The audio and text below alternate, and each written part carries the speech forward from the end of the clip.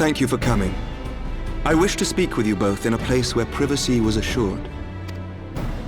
We quite understand. What was it that you wished to discuss?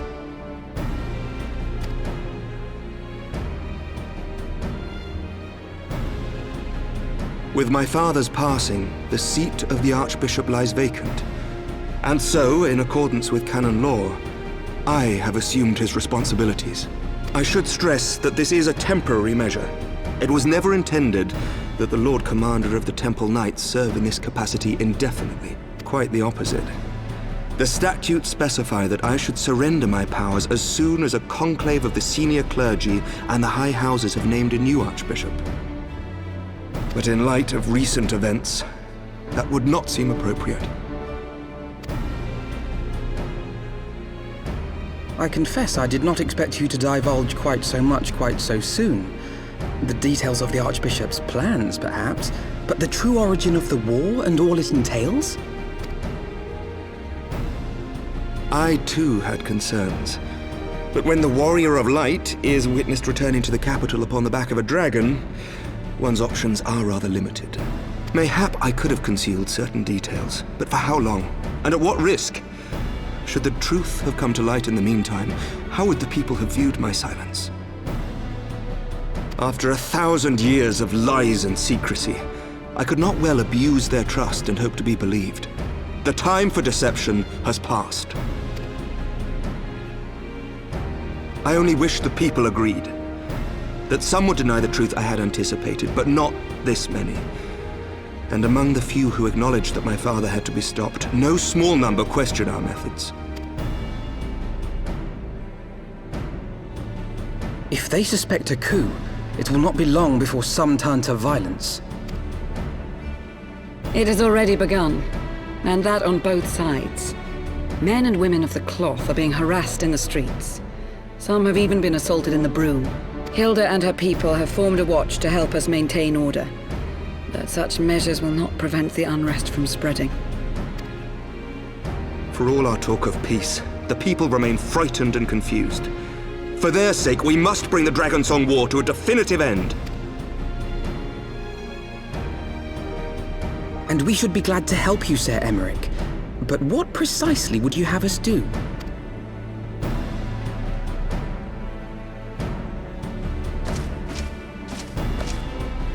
We wish to treat with the dragons of Annex Trine.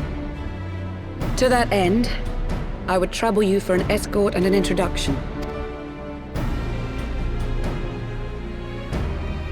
Annex Trine? You would speak with Vidofnir then? We must needs open a dialogue between our peoples. Acting as my representative, Lucia will extend an invitation to their leader, that she might visit us here in Ishgard. Were she still with us, I would of course have beseeched Isel's assistance in this matter.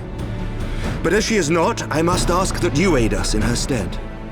Will you do us this favor?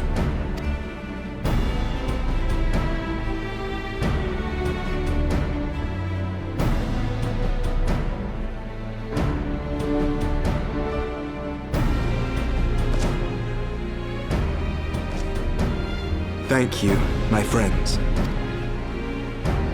Lucia, I leave the rest to you.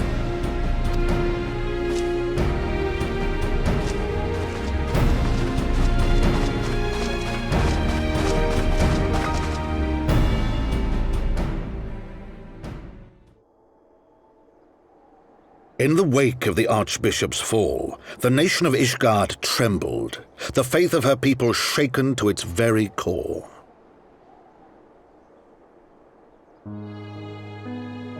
For 1,000 years had they fought and died, certain of the justice of their cause, only to be told that their holy war was born of the sins of their forefathers. What then for those brave men and women, thus stripped of their righteousness but to despair, to deny the truth and decry its speakers?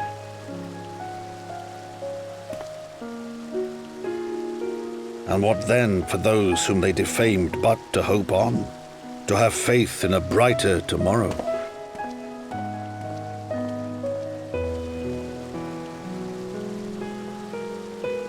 A tomorrow in which man and dragon might live together in harmony, then as distant as the very stars in the heavens.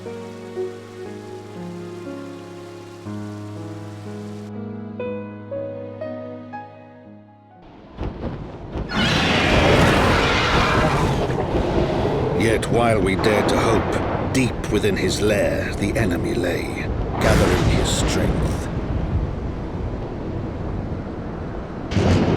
Nidhogg, now possessed of his 2 eyes and the body of the Azure Dragoon, prizes to which he had laid claim at the very hour of the hero's triumph.